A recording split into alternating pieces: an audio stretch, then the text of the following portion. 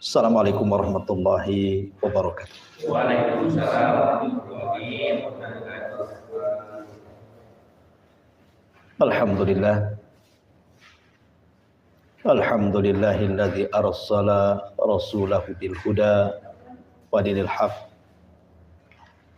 liyudhhirahu 'ala ad-dini kullihi wa kafa billahi syahida wa kafa billahi wakila. Asyhadu an la ilaha illallah wahdahu rabbi la syarika lah wa asyhadu anna Muhammadan abduhu wa rasuluhu alladzi la nabiyya ba'dah, amma ba'du. Alhamdulillah, malam ini kita kembali duduk di tempat yang insyaallah diberkahi Allah Subhanahu wa taala. Dan saya berhusnudzon kepada antum semuanya datangnya ke sini dalam rangka berthalabul ilmi. Salawat terding salam terhadiahkan kepada Rasul kita, Nabi akhir zaman, Sayyidul awwalin wal akhirin, Nabi Allah Muhammad sallallahu alaihi wa ala alihi wasallam. Ma'asyiral muslimin yang muliakan Allah Subhanahu wa taala. Kita masih berada di pertengahan bulan Rabiul Awal. Artinya kita diingatkan dengan banyak sejarah Nabi sallallahu alaihi wasallam di bulan ini. Bahkan kalau boleh saya katakan bahwa bulan Rabiul Awal itu adalah rangkuman dari seluruh sejarah Nabi. Karena 3 peristiwa yang merangkum itu semua terjadi di bulan Rabiul Awal. Pertama, kelahirannya terjadi di Rabiul Awal. Yang kedua, hijrahnya juga terjadi di Rabiul Awal. Dan yang ketiga, wafatnya pun terjadi di Rabiul Awal. Artinya sejarahnya terangkum dari awal, tengah, dan juga akhir. Walaupun di bulan Rabiul Awal itu tidak ada ibadah khusus yang diperintahkan baik dalam Al-Quran ataupun Sunnah. Akan tetapi bulan Rabiul Awal itu bulan sejarah. Terutama mengenang kembali kelahiran Rasul kita, Nabi besar Muhammad sallallahu alaihi wasallam. Mungkin malam ini kita lari dari tema yang tadi, mungkin kita kembali ke awal tentang kelahiran Nabi sallallahu alaihi wasallam biar juga merasakan bulan Rabiul Awal ini. Ma'asyiral muslimin yang dimuliakan Allah Subhanahu wa taala. Kelahiran Nabi sallallahu alaihi wasallam ini sudah diprediksi ratusan tahun oleh bangsa Arab sendiri. Nanti saya akan ceritakan beberapa raja Arab yang mereka mendapatkan informasi tentang kelahiran Nabi sallallahu alaihi wasallam. Di dalam Al-Qur'anul Karim ada 2 ayat saya akan bacakan, di mana Allah Subhanahu wa taala menceritakan tentang kaum yang disebut dengan Tubba. Allah Subhanahu wa taala berfirman, "Kadzabat qablahum qaumun Nuhin wa ashabur rasyyi wa Tsamud wa 'adun wa fir'aun wa ikhwanu Lut wa ashabul aikati wa qaumut Tubba kullun kadzabar rusula fa haqqa wa'id." Telah mendustakan sebelum mereka kaum Nuh, kemudian kaum Rash, kemudian Tsamud, kemudian bangsa Ad dan juga Fir'aun, serta kaum Lut, dan juga ashabul Aikah, serta kaum Tubba. semua mendustakan para utusan, maka mereka berhak mendapatkan ancaman. Dalam surat yang lain Allah mengatakan, ahum khairun am qaumut tubbah walladzina min qablihim akhlaqnahum innahum kanu mujrimin. Apakah mereka lebih baik ataukah kaum Tubbah? Dan orang-orang yang sebelum mereka kami hancurkan karena mereka adalah umat yang pendosa. Di dalam dua ayat ini, dalam surah Dukhan dan juga surah Qaf, di sini Allah Subhanahu wa taala menjelaskan kepada kita ada satu kaum yang disebut dengan kaum Tubbah.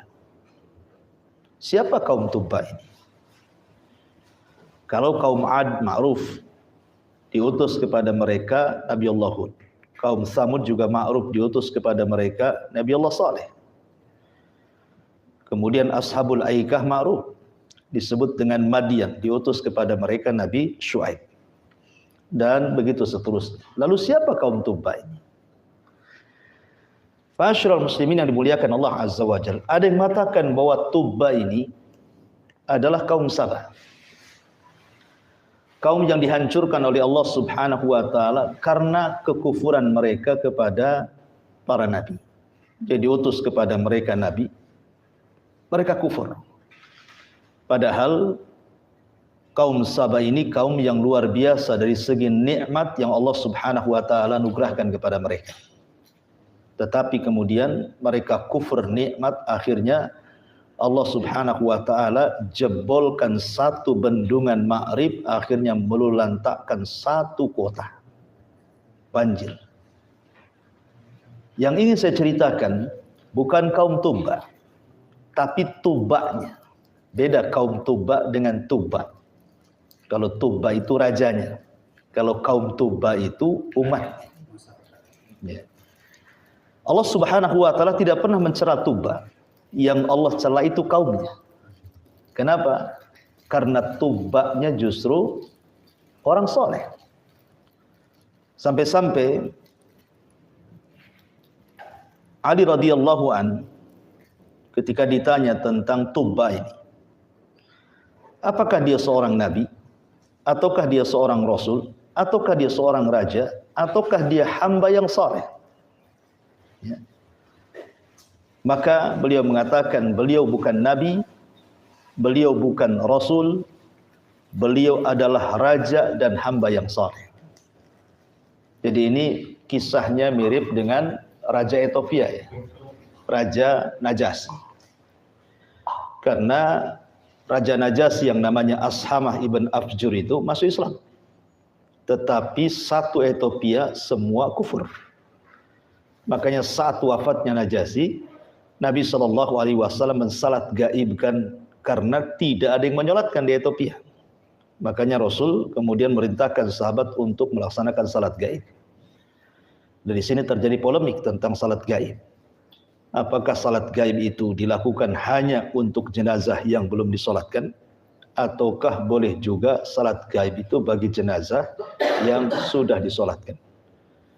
Karena Nabi SAW hanya melakukan salat gaib kepada Najasyi. Dan Najasyi belum disolatkan. Tapi ini masalah fikih, ada yang membolehkan yang sudah disolatkan, ada yang tidak membolehkan khusus kepada yang belum disolatkan saja. Tapi saya tidak hendak cerita Najasyi, saya hendak cerita Tubbah. Kalau kita bercerita tentang Raja Tubbah, atau dikenal dengan As'ad, Tubban As'ad, seorang Raja Yaman, maka sebelumnya ada raja yang dikenal dengan sebutan Rabi'ah ibn Nasr. Rabi'ah ibn Nasr itu dia adalah keturunan Adnan. Adnan ma'ruf dari kakek buyut Nabi sallallahu alaihi wasallam. Jadi Rabi'ah ibn Nasr ini adalah penguasa Yaman, penguasa Arab. Suatu ketika dia bermimpi, dikagetkan dengan mimpinya. Karena mimpinya itu sangat menakutkan. Akhirnya kemudian dia undang seluruh dukun-dukun. Mulai ahli bintang munajib, ahli romal menggunakan pasir-pasir, sampai yang meramal menggunakan tangan. Pokoknya semua dukun dari kalangan diundang semuanya. Maksudnya untuk mentakwilkan mimpinya. Akhirnya kemudian dukun-dukun ini mengatakan kepada sang raja Rabi'ah ibn Nasr ini, kira-kira apa mimpinya? Biar kami takwilkan. Tapi Rabi'ah ibn Nasr mengatakan cerdas dia. Kalian tidak mungkin sanggup mentakwilkan mimpiku. Karena yang bisa mentakwilkan mimpiku adalah yang bisa menebak mimpiku seperti apa. Cerdas ya kan? Ya. Kalau kalian tidak bisa menebak mimpiku seperti apa, bagaimana akan mentakwilkan mimpiku, katanya. Akhirnya semua dukun satu persatu mundurlah. Tidak ada yang bisa mentakwilkan mimpinya. Kemudian di antara semua dukun itu mengatakan ada dua dukun sakti yang bisa menakwilkan mimpimu. Yang bernama Satih dan juga Syiqqah namanya. Satu namanya Satih, satu namanya Syiqqah. Maka sang raja Rabi'ah ibn Nasr mengatakan, kalau begitu panggilkan tuh si Satih dengan si Syiqqah. Akhirnya raja tidak mau langsung dua-duanya dipanggil. Karena dikhawatirkan ada kong kali kong dua-duanya. Raja ingin manggil satu persatu. Pertama dipanggil Satih dulu, baru si Syikh ini. Ya. Nah, di antara pertanyaan raja ini tentang mimpi dia ingin bertanya kepada Satih, kira-kira apa mimpiku ini? Maka Satih mengatakan bahwa aku melihat ada api yang keluar dari kegelapan, kemudian membakar yang atas dan yang bawah, tidak ada tersisa rerumputan sampai kepada manusia kecuali dilahapnya. Raja kaget karena memang itu mimpi seperti itu. Ya. Kemudian ditanya lagi, lalu bagaimana menurutmu tentang mimpi atau takwil mimpi itu? Maka kemudian Satih mengatakan bahwa akan datang kaum yang akan menyerbu Yaman, yang akan menghabiskan Yaman dalam sekejap, dan itu waktunya tidak lama lagi. Akhirnya kemudian dia bertanya kepada Syikh, pun rupanya jawabannya sama. Cuman bedanya, yang satu mengatakan kaum Akhbas, yang satu mengatakan kaum Sudan. Ya, dua-duanya sama, kulit hitam. Akhbas ya orang Ethiopia, Sudan pun orang kulit hitam kan gitu. Artinya dua-duanya kurang lebih saja. Ya. Bahwa akan datang dari kaum Akhbas atau Sudan yang akan menyerbu negeri Yaman dan akan menghancurkan sehancur-hancurnya. Dan waktunya sangat dekat sekali. Ada yang mengatakan sampai antara 5 sampai 7 tahun mereka akan datang. Lah kemudian di antara pertanyaan yang menarik adalah ketika kemudian sang raja ini bertanya kepada dukun ini, apakah kemudian orang-orang yang akan menyerbu Yaman baik dari Sudan atau Akhbas itu akan tetap berkuasa? Maka sang dukun mengatakan tidak. Karena nanti akan ada yang menghancurkan mereka kembali dari rumah di Yazid. Keluarga di Yazid, kabilah di Yazid. Maka akan keluar pemimpin dari suku tersebut dan akan menghancurkan orang-orang Akhbas atau orang-orang Sudan. Jadi raja ini makin penasaran. Kemudian bertanya lagi, apakah kekuasaan keluarga Diyazan ini akan terus berlangsung? Maka sang dukun mengatakan tidak. Dia hanya berkuasa 60 tahun saja. Setelah itu akan keluar seorang nabi. Bahasanya dalam dialog ini, dia akan mengatakan nabiyun zakiyun ya'tihil wahyu min kibalil uli. Akan datang seorang nabi yang menghancurkan kekuasaannya Diyazan, yang datang kepadanya wahyu dari langit, dan dia akan berkuasa dengan sangat adil. Kemudian dia mengatakan, dari mana nabi ini yang akan menjadi pemimpin dunia ini, yang membawa keadilan itu? Maka sang dukun mengatakan seorang laki-laki dari keturunan Ghalib ibn Fihr ibn Malik ibn Nadhr. Maksudnya Nabi SAW, dan dia akan berkuasa dan kekuasaannya sampai kiamat dibangkitkan. Dari sini menunjukkan bahwa dukun saja tahu. Ini kan dukun yang ngomong begini. Nah, kenapa dukun kok tahu ya? Tentu tahu karena dukun berkomunikasi dengan jin. Ya, jin yang ngasih tahu kan begitu. Tapi dari sini bahwa raja-raja Arab sejak dulu sudah dapat informasi kan akan keluar seorang nabi gitu maksudnya. Walaupun informasi dari dukun. Lah kemudian akhirnya Rabi'ah ibn Nasr ini ketakutan. Makanya kemudian setelah dia bertanya kepada Syekh juga sama jawabannya, kepada Satih juga sama jawabannya, akhirnya kemudian dia bergegas membawa seluruh keluarganya, semua barang-barangnya hijrah dari Yaman menuju Irak ke Hiran. Ya, di situ dia tinggal di Hiran di Irak, dan setelah sampai di sana dia menyurati seluruh raja-raja Persia bahwa Yaman akan digempur, diserang. Itulah takwil mimpi yang pernah dia mimpikan. Tetapi raja-raja Persia antara percaya dan tidak. Intinya akhirnya kemudian Rabi'ah ibn Nasr meninggal dunia di Hiran di Irak. Rupanya takwil mimpi yang diceritakan itu menjadi kenyataan nanti kalau kita bicara tentang seorang laki-laki namanya Saif ibn Diyazan. Rupanya dari keluarga Ibn Diyazan itu lahir orang namanya Saif ibn Diyazan yang nanti dia akan berjumpa dengan Abdul Muthalib. Tapi sebelum kita kisah ke situ, maka raja yang kedua setelah Rabi'ah ibn Nasr adalah Tubba yang kita akan ceritakan di sini. Ma'asyiral muslimin yang dimuliakan Allah Subhanahu wa taala. Raja Tubba adalah satu-satunya raja yang beriman kepada ajaran Taurat. Karena ketika itu kan belum ada Isa bin Maryam, belum turun. Jadi peristiwanya itu antara Nabi Musa dengan Nabi Isa. Ya, antara Nabi Musa dengan Nabi Isa. Sehingga kemudian si Tubba ini atau Tubban As'ad ini dia beriman kepada Taurat. Bagaimana dia bisa beriman kepada Taurat? Padahal ketika dia berkuasa di Yaman, orang-orang Yaman itu kalau tidak menyembah api karena terpengaruh dengan Persia gitu ya, mereka penyembah berhala.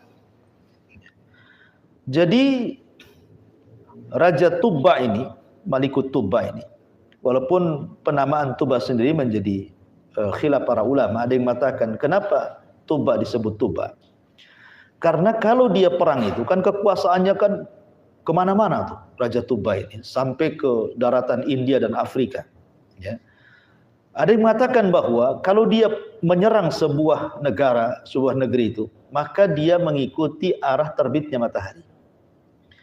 Sehingga sebagian ulama mengatakan bahwa Raja Tubba itu adalah Dzulqarnain. Nama lain daripada Dzulqarnain itulah Raja Tubba. Karena Dzulqarnain itu Raja Yaman. Setiap yang didahului dengan Dzu berarti menunjukkan Raja Yaman. Seperti Dzunwas, penguasa Nejron, pakai Dzu juga ya. Dzulqarnain, berarti kalau ada Dzu itu menunjukkan penguasa Yaman. Ada yang mengatakan Tubba adalah Dzulqarnain. Tapi ada juga yang mengatakan tidak. Istilah Tubba itu menurut Imam Ibnu Katsir rahimahullahu taala adalah setiap raja yang menguasai 3 wilayah Yaman. Pertama Himyar, yang kedua Saba, yang ketiga Hadraul Maut. Kalau ada raja menguasai 3 daerah ini, berarti rajanya disebut Tubba. Dan istilah Tubba itu istilah Raja Yaman. Sebagaimana Fir'aun istilah Raja Mesir, Kisra istilah Raja Persia, Kaisar istilah Raja Romawi gitu ya. Termasuk juga Yogyakarta dengan istilah Mangkubuwono gitu kan. Itu kan istilah-istilah saja. Namanya kan bukan itu. Ya, ada juga yang mengatakan Tubba itu hanya istilah Raja Yaman. Namanya Tabban As'ad. Ya. Lah Tabban As'ad ini seorang peniaga. Walaupun dia seorang raja, tetapi seorang peniaga. Orang kaya, dermawan, dan begitu seterusnya. Jadi kalau dia safar menuju Syam, biasanya dia mampir ke Madinah. Dan dia pun kemudian menikah dengan salah seorang wanita yang ada di kota Madinah. Dulu namanya Yathrib. Jadi menikahlah dengan seorang wanita Yathrib, punya anak. Kemudian anaknya itulah tidak dibawa ke kerajaannya Yaman, tetapi sengaja diletakkan di Madinah. Jadi ketika Tabban As'ad ini atau Raja Tuba ini sedang safar berniaga ke Syam, rupanya anaknya dibunuh. Ya, anaknya dibunuh oleh orang Yathrib dengan cara makar dibunuh. Lah pembunuhan anaknya ini kedengaran kepada Raja Tuba ini yang sedang safar menuju Syam. Ya, akhirnya dia balik lagi ke Yaman, kemudian mengumpulkan pasukan besar untuk menghancurkan Yathrib, Madinah mungkin sekarang. Ya. Maka betul kemudian dia bawa pasukan besar, kemudian sudah mendekati Yathrib dan hampir dihancurkan. Karena ketika itu di Yathrib banyak orang Yahudi. Ya, tersebar di Madinah, di Khaybar, di Taim, banyak orang-orang Yahudi yang sebelumnya mereka terusir oleh orang-orang Romawi gitu ya. Karena kenapa di Madinah itu ada orang Yahudi? Karena terusir oleh orang-orang Romawi yang sebelumnya dengan Bukhtun Nasr kan itu ya. Ya, kebelakangan kan dikuasai orang-orang Romawi karena mereka suka ngacau di Syam itu, akhirnya diusir oleh orang-orang Romawi. Sehingga akhirnya mereka harus cari tempat yang tidak ada kait-mengait dengan wilayah di bawah Romawi. Ya, mereka terpaksa harus hijrah ke Yathrib karena itu bukan wilayah kekuasaan Persia ataupun Romawi gitu ya. Kemudian alasan yang terbesar bukan itu. Karena juga ulama-ulama Yahudi mengatakan bahwa negeri itu adalah negeri tempat hijrahnya Nabi. Makanya kemudian mereka meyakini bahwa Nabi mereka akan lahir di situ dan akan membawa kemenangan dunia. Makanya banyak orang-orang Yahudi saat terusir oleh orang Romawi itu mereka akhirnya pada datang ke Madinah gitu ya. Dan tersebar di beberapa kabilah, salah satunya di Madinah, di Khaybar dan begitu seterusnya. Maka kita kenal ada Yahudi Bani Quraidah, Yahudi Bani Nadir, Yahudi Bani Kunaiko, dan ada 10 kabilah Yahudi yang ada di kota Madinah. Makanya Rasul mengatakan kalau 10 pemimpin Yahudi masuk Islam, semua masuk Islam. Karena ada 10 kabilah di situ. Ya, cuman yang besar 3. Maksudnya Bani Kunaiko, Nadir, dan Bani Quraidah. Taib, kembali. Jadi ketika kemudian Tabban As'ad ini, Raja Tuba ini hendak menyerang kota Madinah, kota Yathrib, tiba-tiba dihalangi oleh 2 ulama Yahudi. Kemudian mengatakan kepada Tabban As'ad, sebaiknya jangan diserang. Tahukah engkau wahai sang raja, ini negeri suci. Kelak di negeri ini akan menjadi hijrahnya seorang nabi. Akan lahir seorang nabi. Ketika dia mendengar seperti itu, kemudian dia takjub dengan ucapan 2 tokoh Yahudi ini. Akhirnya kemudian dia ngobrol lama-lama, subhanallah, dapat hidayah. Akhirnya Raja Tuba ini setelah diceramahi oleh 2 ulama Yahudi, akhirnya dia masuk Yahudi. Maksudnya bukan masuk Yahudi, dia menerima ajaran Taurat yang disampaikan oleh orang Yahudi. Jadi akhirnya berpegang kepada agama Taurat, berpindah agama yang tadinya musyrik menjadi ahli kitab. Ya, dan ketika itu kan belum ada Islam. Dan agama Yahudi agama satu-satunya yang benar ketika itu kan. Ya. Artinya belum ada agama yang lebih selamat dibandingkan agama yang mengikuti Taurat.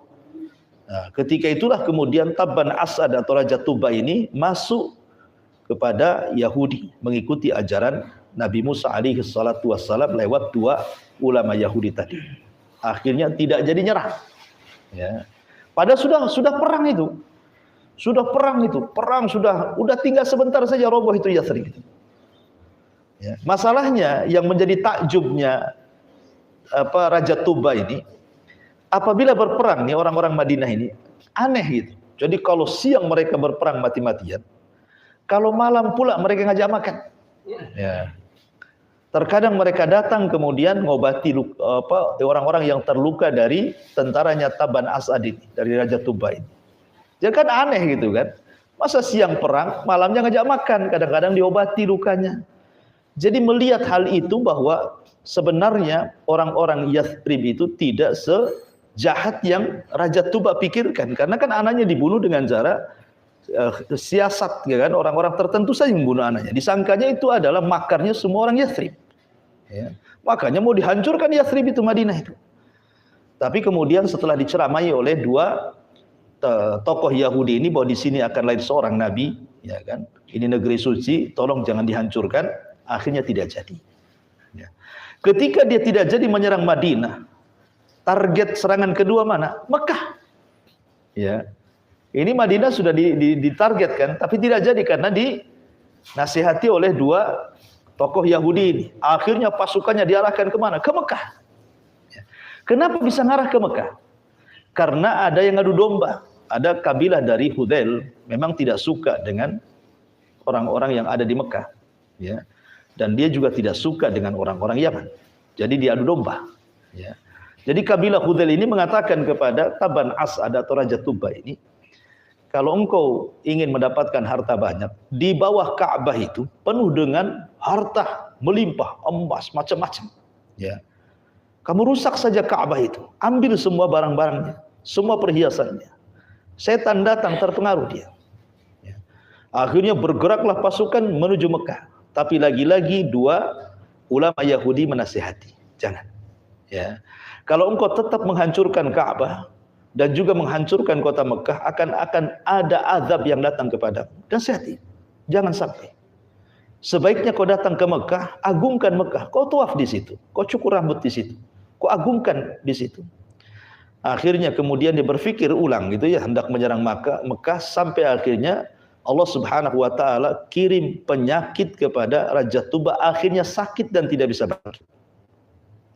Akhirnya kemudian tokoh Yahudi ini mengatakan supaya dia bertobat dan dihilangkan hatinya untuk menyerbu Mekah. Ya. Ketika betul-betul hatinya sudah nggak ada lagi niat untuk menyerbu Mekah, menghancurkan Ka'bah, sudah hilang sudah. Ya. Tiba-tiba Allah sembuhkan. Dia makin yakin bahwa sebenarnya itu bukan tempat yang tidak bisa diserang. Ya, itu tempat haram, tempat suci, tidak bisa diserang. Dari situlah akhirnya kemudian dia pun menuruti dua kata tokoh Yahudi ini, dia tawaf di situ, diagungkan Mekah. Ketika dia kemudian bermalam di Mekah, malamnya dia bermimpi. Dalam mimpinya kemudian dia disuruh untuk membuat kiswah bagi Ka'bah. Karena ketika itu Ka'bah belum ada kiswahnya. Ya, masih berbentuk batu-batu gitu saja. Akhirnya kemudian Taban As'ad ini ataupun Raja Tuba, akhirnya dia pun memberikan kiswah kepada Ka'bah. Dialah orang yang pertama kali mengkiswah Ka'bah. Ya. Ini Raja Tuba ini yang pertama kali mengkiswah Ka'bah.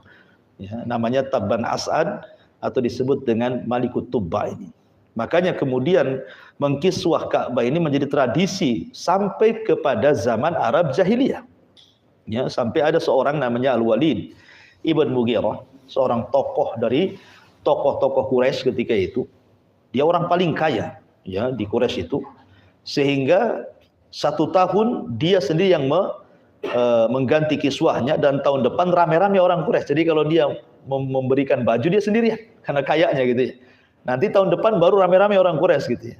Jadi 1 hari dia, 1 hari Quraisy. Itu namanya Al-Walid Ibn Mughirah yang diturunkan ayat surah Al-Mudaththir itu.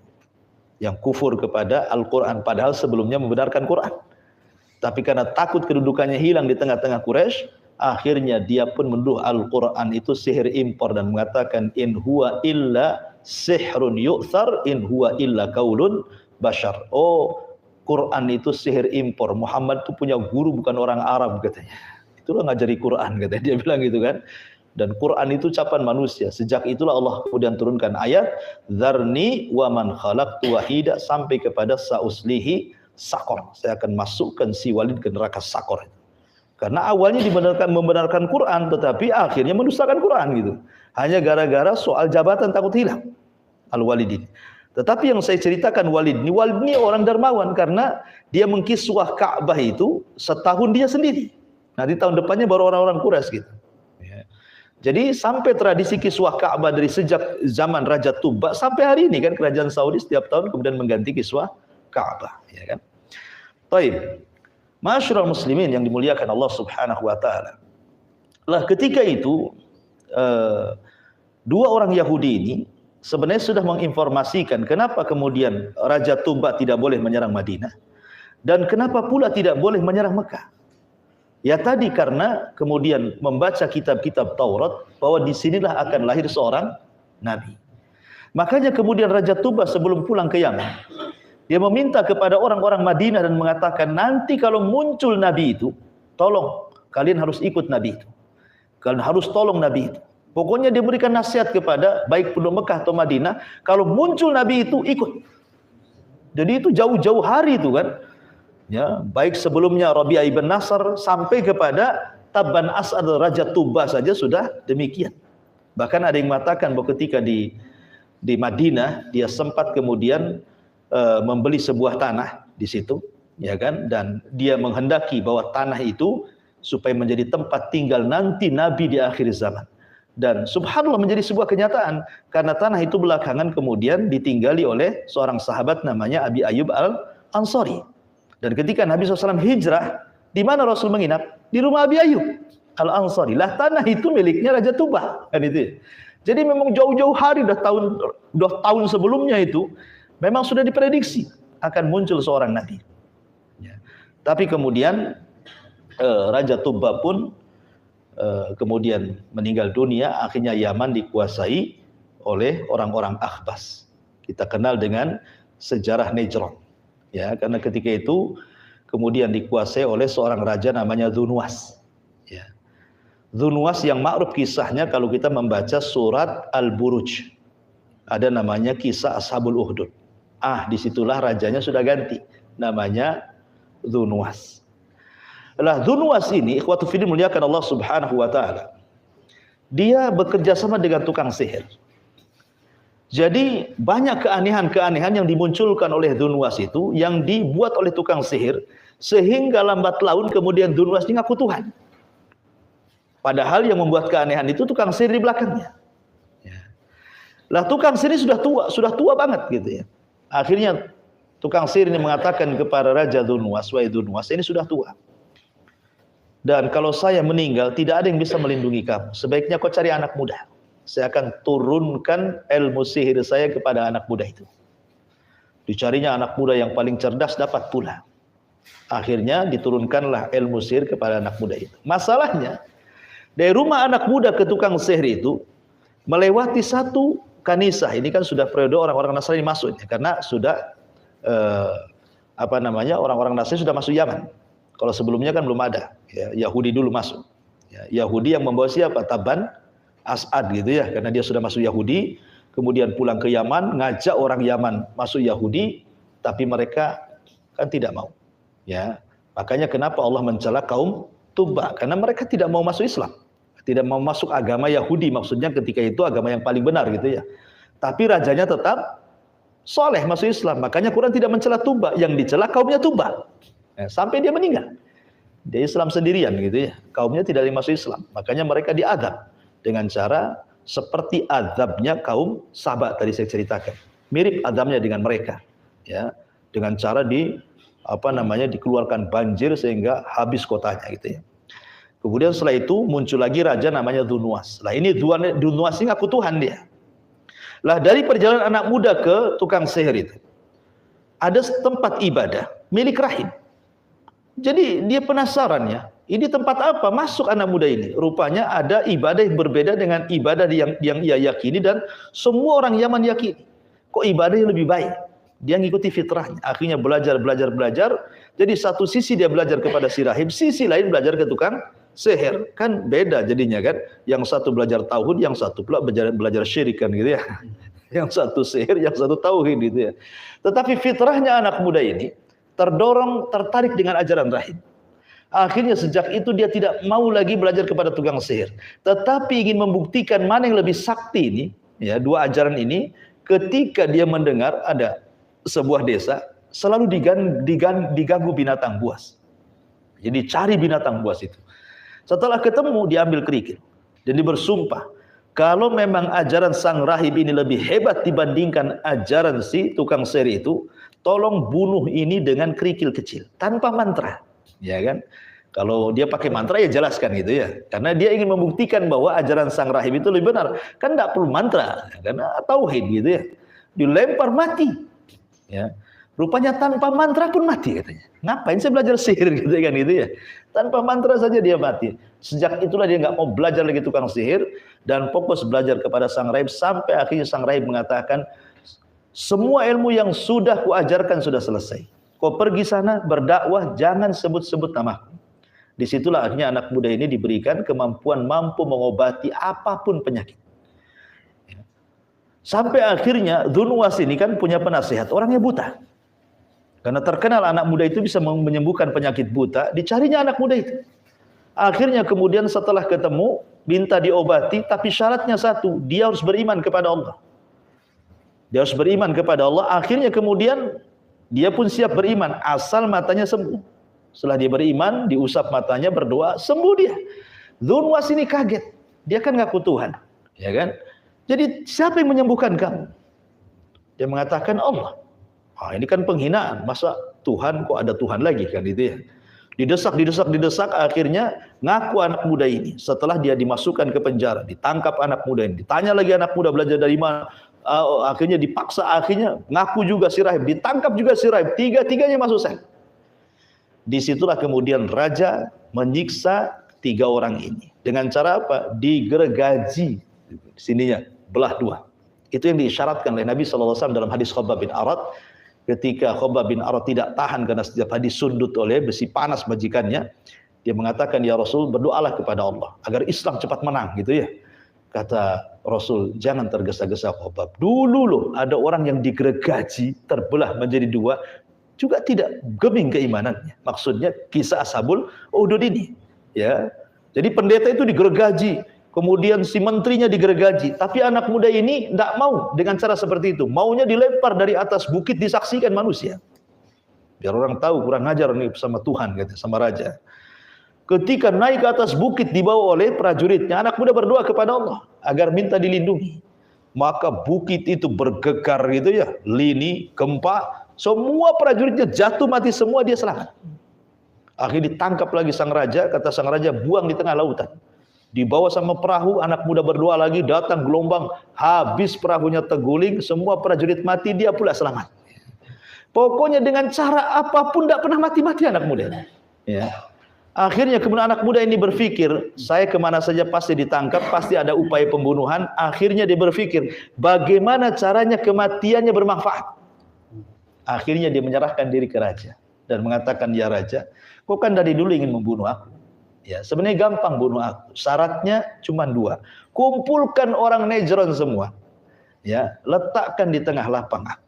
Nanti aku akan berikan 1 anak panah. Kau sediakan busurnya. Ya. Kemudian yang kedua, saat kau menembak aku dengan anak panahku, ada mantranya. Mantranya apa? Bismillahi Rabbil Ghulam. Itu saja. Ya. Akhirnya betul-betul dikumpulkan 1 Najran, kata Ibnu Katsir rahimahullahu taala dalam kitab Bidayah wa Nihayah itu, orang yang hadir di situ sampai 20.000. 20.000 lebih bangsa Najran kumpul di situ. Raja Dzunwas sudah siap-siap dengan panahnya. Ketika Raja Najran Dzunwas ini melesatkan panahnya, dia tidak lupa membaca mantra yang diajarkan anak muda itu. Apa mantranya? Bismillahi Rabbil Ghulam. Dengan menyebut nama Allah, Rabbnya anak muda itu. Tidak paham bahasa itu menggagalkan ketuhanannya. Ya kan, dia kan ngaku Tuhan. Kenapa disebut Tuhan orang? Itu maksudnya. Ya, harusnya menyebut dirinya lah kan dia Tuhan. Kenapa pula sebut Tuhan orang? Berarti dengan menyebut nama Tuhan anak muda itu batal ketuhanannya. Tidak sadar dia. Batal ketuhanannya. Ketika raja ngomong begitu, 1 Najran mengatakan aman Nabi Rabbil Ghulam. Saya beriman dengan Robnya si Gulam itu, katanya. Pusinglah raja. 3 orang yang kurang ajar, sekarang 20.000 di depannya kurang ajar. Coba hilang 3, tumbuh 20.000. Akhirnya sang raja minta yang 20.000 murtad, tak mau. Disediakanlah parit api, 1 persatu dimasukkan ke api. Subhanallah, tidak ada yang murtad satupun. Ya, makanya kisah yang disebut Ashabul Ukhdud. Kisah Ashabul Ukhdud, baca dalam surah Al-Buruj. Masalahnya, kezaliman apapun ikhwatu fiddin, apalagi menghilangkan nyawa sampai 20.000 orang. Allah mengatakan, wala tahsabanna alladziina ghafilan amma ya'malu zalim. Jangan kau sangka Allah itu lalai dari orang-orang yang zalim. Ya. Tiba-tiba kemudian dari 20.000 itu ada yang lolos, ada yang melarikan diri. Kemana? Ingat ketika itu ada 3 kerajaan Nasrani besar. Ya. Yang pertama Syam, Romawi. Yang kedua Habasyah, Ethiopia. Yang ketiga Mesir. Ya. Kalau Syam dipimpin Herakli.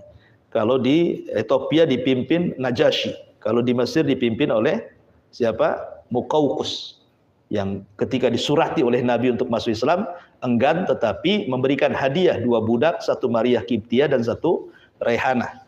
Gitu ya. Kemudian Maria diambil budaknya Rasul dan Raihanah dihadiahkan kepada Hasan ibn Thabit. Ya. Lah, kemudian ketika itu Raja Romawi kan jauh Romawi ke Yaman.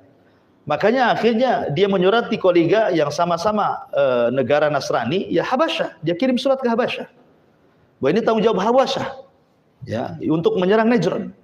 Akhirnya Habasyah itulah ngirim pasukan besar yang dipimpin oleh 2 jenderal yang dikenal dengan, yang pertama namanya Riyadh, yang kedua namanya Abroha. Nah, disinilah muncul nama Abroha yang kelak akan menghancurkan Ka'bah. Jadi Najasyi ini mengirim 2 jenderal, 1 Riyadh, 1 Abroha. Dikirim pasukan besar untuk menghancurkan Najran. Karena yang dibakar hidup-hidup itu semua beragama Nasrani masalahnya. Marahlah gitu ya. Mungkin kalau dalam bahasa TNI itu jiwa korsa lah kan itu ya. Mereka dibantai ya kayak kita orang Palestina dibantai, kita sakit hati juga kan itu ya. Maka mereka pun sama mengirim pasukan, dihancurkan Najran sehancur-hancurnya. Rajanya dibantai. Dunuwas ini. Berkuasalah Riyadh dan Abroha. Pertama Riyadh berkuasa, Abroha tidak suka dengan Riyadh. Dibunuh Riyadh sama Abroha. Kan kawannya dibunuh. Liciknya Abroha itu. Dibunuh. Ya. Ketika dia membunuh Riyadh, kemudian dia pula yang berkuasa Najran, Raja Habasyah marah. Ada apa jenderalnya dibunuh? Akhirnya kemudian dia ngirim surat mengancam, kenapa kau bunuh jenderal? Sebentar lagi datang pasukan besar, akan kubantai kau Abroha. Abroha cerdas. Untuk mengambil hati Najasyi, dia kirim hadiah banyak-banyak dari Yaman, gitu. Supaya jangan diserang. Rupanya ketika melihat loyalnya Abroha kepada Najasyi, akhirnya Najasyi pun kemudian ya menerima dan menganggap Abroha masih bagian wilayah Najasyi yang ada di Yaman. Sejak itulah maka Najran, kekuasaan Abroha, masih mengikut orang-orang Akhbash atau orang-orang Habasyah. Lah, di Yaman itu ada satu raja Arab namanya Dhi Yazan. Nah, ini tadi teringat dengan kisahnya siapa? Dukun yang meramalkan mimpinya siapa? Rabi'ah ibn Nasr. Bahwa nanti orang-orang Akhbas itu akan terusir oleh keluarga Dhi Yazan. Nah, inilah Raja Dhi Yazan. Ada satu tokoh Raja Arab namanya Dhi Yazan. Itu kan sudah dikalahkan sama Abroha. Dia punya istri. Istrinya cantik. Ya. Akhirnya Abroha tertarik dengan istrinya Dhi Yazan ini. Diculik istrinya. Lah kebetulan Dhi Yazan ini dari istrinya ini punya anak namanya Saif. Keluarlah nama Saif ibn Dhi Yazan. Ya, Saif ibn Dhi Yazan. Masih kecil. Jadi diculik ibu sama anaknya ini sama Abroha. Kemudian si Dhi Yazan ini penguasa Yaman ini diasingkan. Ya, karena sudah dikuasai Abroha wilayah Yaman masalahnya kan. Jadi raja-raja Yaman takutlah. Diambil istrinya nggak bisa apa-apa. Akhirnya Dhi Yazan ini kemudian kabur kemana? Kabur ke Romawi. Ya, minta bantuan, tapi ya nggak mungkin lah Romawi bantu untuk menyelesaikan permasalahan dia dengan Abroha, sama-sama Nasrani kan itu ya. Sama-sama Nasrani nggak mungkin ya kan. Akhirnya dia ke Persia yang beda agama tentunya kan. Lah Raja Persia ini Sarwan, Sarwan, dia janji-janji saja, ya nanti saya bantu. Akhirnya dia tinggal di Persia sebulan, 2 bulan, setahun, 2 tahun, sampai dia meninggal. Nggak dibantu-bantu sama Sarwan ini. Ya. Kembali ke kisah Yaman. Jadi istrinya Dhi Yazan ini punya anak kecil namanya Saif. Menikah pula dengan si Abroha. Punya anak namanya Masruq. Dan Abroha juga punya anak dari istri yang lain namanya Yaksum. Ada Yaksum, ada Masruq. Yaksum ibn Abroha, ada Masruq ibn Abroha. Lah ketika kita kenal penyerangan Ka'bah, ya kan? Abroha dihancurkan oleh Allah Subhanahu wa taala dengan burung ababil. Sehingga tidak ada tersisa pasukannya. Dia diselamatkan ke Son'a, tapi juga nyawanya tidak tertolong.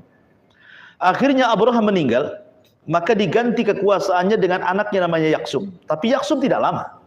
Ya, akhirnya dikuasai oleh Masruq. Masruq ini saudara seibu dengan Saif ibn Dhi Yazan. Ya, saudara seibu, ya kan? Jadi ketika masih kecil, masa remaja-remaja, bertengkarlah Masruq dengan dengan si Saif ini. Akhirnya sampai mencela bapaknya. Saif ini dikiranya dia anak Abroha, kan dia nggak tahu bapaknya. Ya kan masih kecil gitu ya.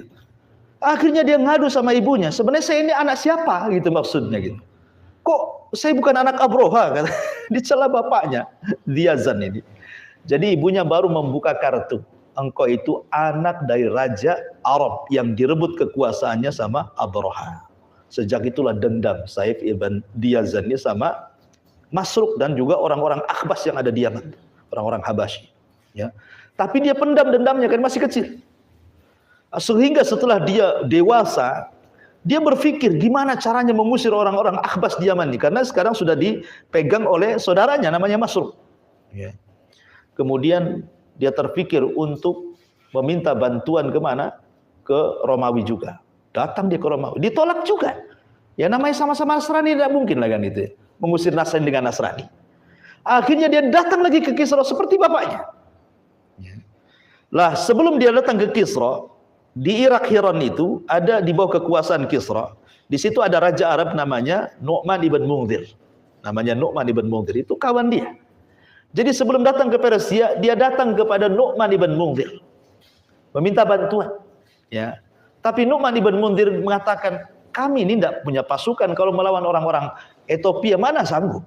Ya. Tapi Nu'man ibn Munzir, saya punya cara. Karena waktu itu negara dia di bawah negara Persia. Dan dia harus bayar upeti setiap bulannya. Ya. Akhirnya dia mengatakan, nanti sebentar lagi kita akan kirim upeti, ayo kita sama-sama ke Persia. Kita akan minta bantuan ke Persia. Nah, gitu kata Nu'man ibn Munzir, sarannya. Maka Saif ibn Diyazin ini akhirnya berangkat dengan Nu'man ibn Munzir ke Raja Persia. Kita tahu bahwa Raja Persia itu dituhankan oleh orang-orang Persia. Jadi kalau raja duduk di singgasana pakai tirai, gitu kan. Maka kalau ada orang datang tuh harus sujud. Tidak boleh tidak sujud. Kalau sudah tirai dibuka, nampak raja, sujud semua orang Persia itu. Jadi Nu'man ibn Munzir, Saif ibn Diyazan masuk, semua sujud. Nu'man ibn Munzir sujud, kecuali Saif ibn Diyazan. Tidak sujud, cuma nunduk gini saja. Raja Persia kan aneh, ini kurang ajar, ini siapa ini? Harus semua orang sujud kok dia nggak sujud. Akhirnya tanya, kenapa kau tak sujud katanya. Terus dia mengatakan kepada Nu'man ibn Munzir, ya Nu'man, ini siapa orang ini? Berani-beraninya kau tidak sujud kepadaku katanya. Kata Nu'man ibn Munzir, dia adalah Raja Arab, sedang bertamu. Oh, Raja Arab katanya kan. Ada apa, kenapa kau tidak sujud? Kemudian dia mengatakan, bukan tidak mau sujud. Di otakku banyak masalah katanya. Aku tidak sempat sujud kata dia bilang kan. Kemudian diceritakan ya masalah dirinya. Sampai akhirnya kemudian dia minta bantuan kepada Raja Kisra Persia ini. Tetapi kan Yaman itu negara padang pasir, bukit, unta, kemudian kambing, apalah gunanya kan itu. Jadi orang Persia, kami kaya. Kalau kami harus membantu kamu merebut Yaman, lah apa Yaman itu? Yaman itu hanya gunung, padang pasir, hanya unta, ya kambing. Apa manfaatnya bagi kami gitu maksudnya. Sudahlah pulang saja, saya kasih hadiah. Ya. Akhirnya dikasih hadiah uang, dikasih hadiah sutra, macam-macam gitu ya. Keluar dia, subhanallah. Bukan itu yang dimaukan Saif. Akhirnya dia mencoba untuk mencari perhatian raja. Dia teriak di depan gerbang istana kepada orang-orang miskin. Ya fuqara'ul madain, katanya. Hei, orang-orang fakirnya orang-orang Madain. Madain itu kan kotanya ini ya, Persia. Ya. Kemari, ini saya banyak uang katanya. Dilempar-lempar duitnya sama Kisra. Akhirnya pada rebutan lah. Prajurit ini melaporkan hal ini kepada Kisra. Ini kan kurang ajar, masa dikasih hadiah tuh, dikasih-kasihkan orang kan gitu ya. Berarti memang orang ini ada masalah gitu ya. Dipanggil balik akhirnya. Sebenarnya kau ini maunya apa gitu. Dia ceritakan. Hei Kisra katanya. Kamu punya hutang sama bapakku katanya. Kan bapaknya dulu di situ kan. Meninggal juga di situ. Kau punya hutang sama bapakku. Kau pernah menjanjikan ingin mengirim pasukan bapakku sampai mati di sini. Kau tak juga bawa pasukan katanya kan. Dari situ dia paham bahwa dia anaknya Saif ibn Diyazan yang meninggal di Persia. Akhirnya kemudian baik kalau gitu kau nginap beberapa malam. Saya akan berunding gitu. Akhirnya dirundingkan para pejabat. Gimana ini? Akhirnya ada pejabat-pejabat yang cerdas mengatakan gini saja. Kalau kita serang Yaman, buat apa kita ngabiskin duit untuk menyerang negara miskin? Apa faedah kita? Cuman gini saja, di penjara kan banyak orang jahat. Ya, banyak koruptor, banyak macam-macam di penjara itu. Kita gunakan saja orang-orang penjara, kita kasih baju besi, kita kasih senjata, biar mereka saja yang ke sana, katanya. Pandainya menteri-menteri. Jadi kalau mereka mati semua, nggak ada yang rugi. Kalau mereka menang, lumayanlah Yaman jadi kekuasaan Persia, kan begitu logikanya kan itu. Mati kan nggak ada ruginya, mereka penjahat semua. Ya. Kalau menang, alhamdulillah, mungkin bahasa kitanya kan, kita dapat kekuasaan baru di Yaman. Oh, setuju kata Persia. Kalau gitu besok keluarkan semua orang di penjara itu. Akhirnya diinformasikan kepada orang-orang di penjara, mereka akan jadi tentara Persia. Oh, bangga orang penjara itu. Ya, didandani dengan dandanan tentara gitu ya. Lah di penjara itu ada seorang qaid perang, pemimpin perang yang hebat ya, karena ada kasus masuk penjara. Ada yang namanya Hurmuz, ada yang mengatakan namanya Wahzar. Ya, antara Hurmuz dan Wahzar lah namanya. Ya, tapi yang ma'ruf Wahzar. Jadi ada orang namanya Wahzar, itu badannya besar itu. Jadi kalau nunggang kuda itu nyangsar itu, kakinya di tanah, seolah-olah kalau orang naik kuda dia jalan kaki aja itu, saking tinggi besarnya Wahzar itu. Karena dia dulunya pemimpin perang, karena masalah masuk penjara. Jadi dia diminta oleh sang raja untuk memimpin perang. Ya. Memimpin semua para penjahat untuk dikirim ke Yaman. Dapatlah sekitar 600 prajurit yang diambil dari penjara. Kemudian membawa 8 perahu. Kata raja kepada Saib, ya Saib, ini ada pasukan 600 orang, ya, kau bawa ke Yaman sana, berjuang dengan mereka. Ya Saib nggak tahu menahu, disangkanya pasukan hebat-hebat kan itu ya. Akhirnya ya pulang saja dengan 8 perahu, 2 tenggelam, 6 yang selamat sampai ke Aden Yaman. Ya. Lah kemudian setelah itu Saib ibn Diyazan ini mengompori kabilah-kabilah Arab yang nggak suka dengan orang-orang Habasyah. Akhirnya bangkit kabilah Arab. Kenapa? Karena dia menginformasikan Persia siap nolong, padahal cuma sedikit pasukannya kan. Pandai nih Saib bin Diyazan nih. Dia mengatakan pasukan Persia siap datang menolong kita. Bangkit semua orang Arab. Akhirnya mendengar bahwa orang Arab bangkit bergabung dengan 600 tentara Persia. Ini Masruq ibn Abroha ini juga menyiapkan pasukan yang jauh lebih besar, berlipat-lipat. Lah dalam peperangan itu Wahzar ini dia kan punya busur besar, tidak bisa dipegang oleh orang biasa. Ya, dia mengatakan kepada Saib, ya Saib, nanti kalau dalam pertempuran, kau tunjuk saja mana namanya si Masruq itu, katanya. Akhirnya ketika peperangan yang gak imbang sebenarnya, karena tentara Masruq ini kan lebih kuat, ya kan? Sebenarnya gak imbang itu, kalaupun disangkanya sudah menang, cuman memang taktiknya Wahzar ini pintar. Jadi ketika ada lengahnya si Masruq ini dipanah dari atas bukit, kena pula di tengah-tengah matanya, hancur kepalanya. Ketika mati, disitulah kemudian ya namanya hilang pemimpinnya, lemah pasukannya. Langsung kemudian diserbu, akhirnya semua orang-orang Akhbas Ethiopia pulang semuanya. Di sini terusirnya orang-orang Nasrani dari Yaman. Ya, masalahnya datangnya orang Nasrani, datang pula Majusi. Kan gitu ya. Kan Nasrani masih mendingan kan begitu bahasanya ya. Karena masih ada Nabi Isa gitu ya, ada Injilnya. Ini Najasyi, apa namanya, orang Persia nyembah api, orang musyrik. Makin rusak lah kan itu Yaman kan itu. Jadi musyrik akhirnya. Makanya ketika Nabi SAW hijrah dari Mekah ke Madinah, Madinah itu kan masih terpengaruh dengan budaya Persia di Yaman. Masih buat perayaan-perayaan Persia. Kata Nabi SAW, tinggalkanlah perayaan itu. Karena Allah sudah menggantikan dengan 2 perayaan yang jauh lebih baik, Idul Fitri dan Idul Adha kan itu ya. Karena pengaruh Persia di Yaman masalahnya. Ya. Jadi ketika kemudian Said ibn Diyazan ini berkuasa, di bawah kekuasaan Persia harus mengirim upeti tiap tahun kan. Lah ketika dia mulai jadi raja itulah, banyak suku-suku Arab datang. Ya, dalam rangka mengucapkan selamat sudah bisa mengusir orang-orang Akhbas. Disinilah datang rombongan Abdul Muthalib.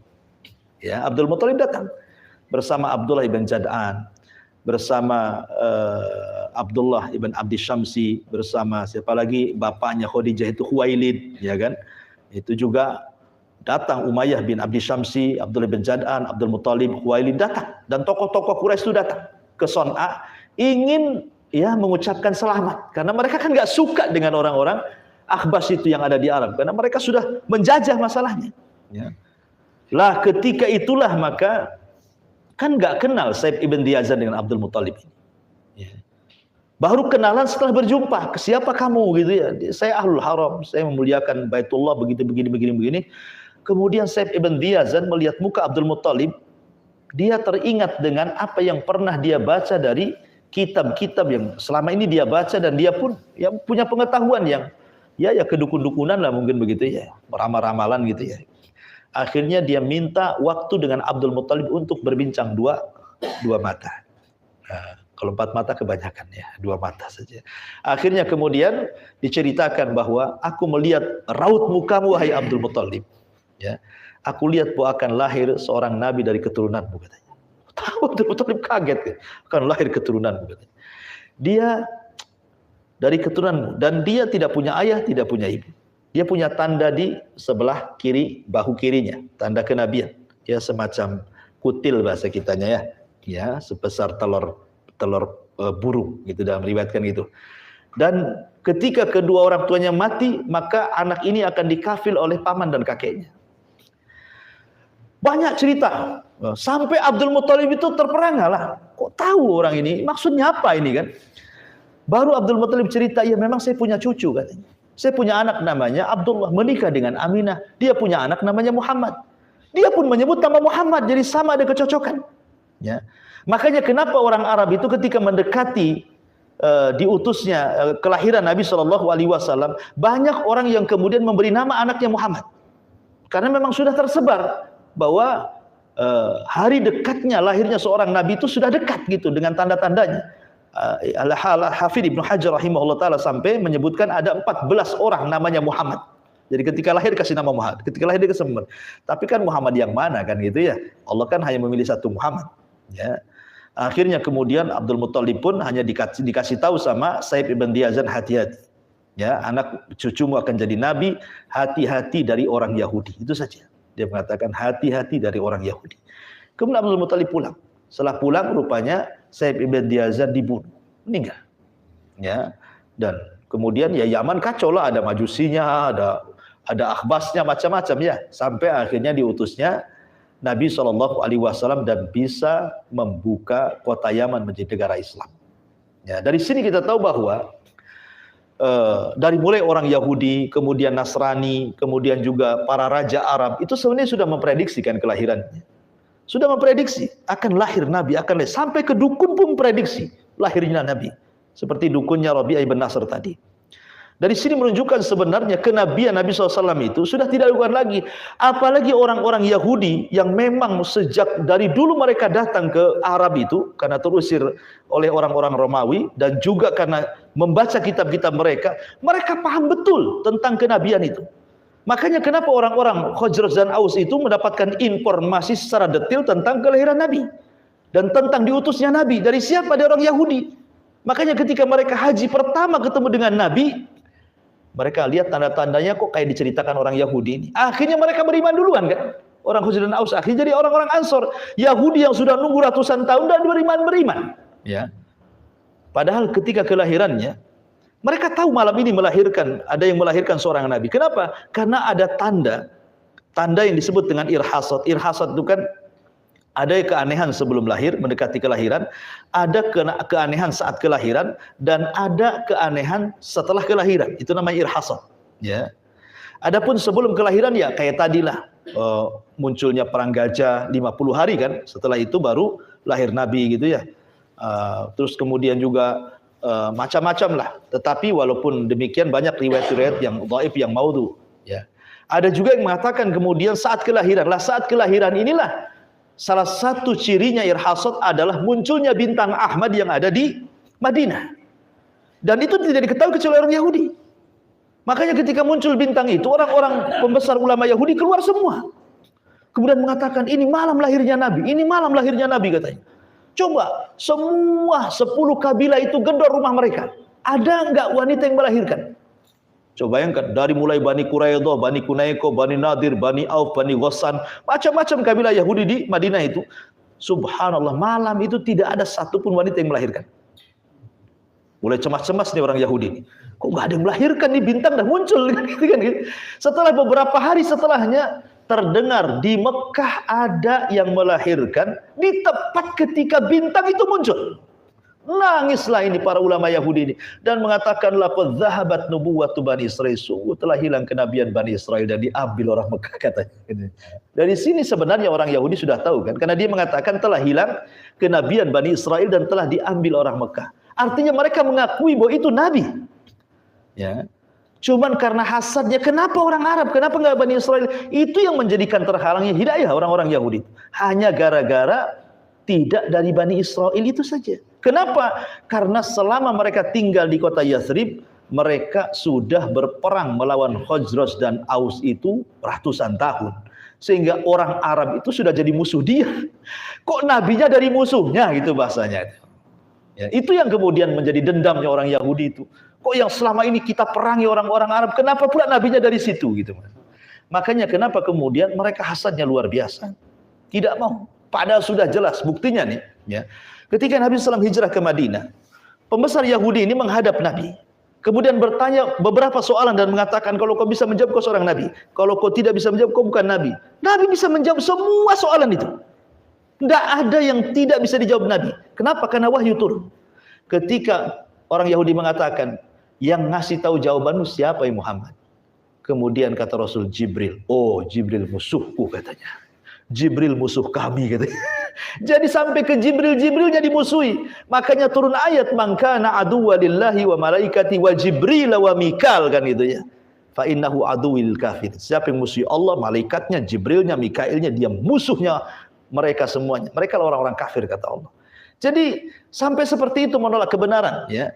Jadi memang orang-orang itu sudah tertutup hatinya, keras orang-orang Yahudi itu. Padahal sebelum-sebelumnya justru para ulama Yahudi yang menghabarkan akan kelahiran Nabi ketika siapa Raja Tuba menyerang Madinah dan juga menyerang Mekah. Jangan, ini tempatnya Nabi. Jadi jauh-jauh hari mereka sudah ngomong begitu Yahudi itu. Tapi kenapa tidak beriman? Sekali lagi, tsumma qasat qulubuhum, karena keras hati mereka, ya. Jadi ma'asyiral muslimin yang dimuliakan Allah Azza wa Jalla, intinya bahwa bulan Rabiul Awal walaupun menjadi khilaf para ulama, Al-Imam Ibnu Hazm mengatakan bahwa Nabi itu lahir di bulan Ramadan sebenarnya. Karena alasannya diangkatnya beliau menjadi Nabi dan Rasul itu di bulan Ramadan, di malam Lailatul Qadar. Artinya kelahirannya pun harusnya di bulan Ramadan. Tapi pendapat ini dilemahkan para ulama. Dan jumhur ulama mengatakan bahwa Nabi SAW lahir di bulan Rabiul Awal. Adapun harinya jelas. Rasul ditanya tentang hari Senin, apa kata Rasul? Itu hari yang aku dilahirkan. Jelas harinya. Ya. Adapun tanggalnya menjadi khilaf para ulama. Ada yang mengatakan tanggal 2, ada yang mengatakan tanggal 8, ada yang mengatakan tanggal 12, ada yang mengatakan tanggal 18. Adapun bulannya, maka jumhur mengatakan Rabiul Awal walaupun diselisih Ibnu Hazm dan mengatakan bulan Ramadan. Adapun tahunnya sepakat orang Arab karena ketika itu belum ada kalender dan kejadiannya setelah perang Gajah, makanya kemudian dinasabkan ke orang Gajah. Kalau disingkat hari Senin tanggal 12 bulan Rabiul Awal tahun Gajah. Nah, gitu istilahnya. Itulah kelahiran Nabi sallallahu alaihi wa ala alihi wasallam.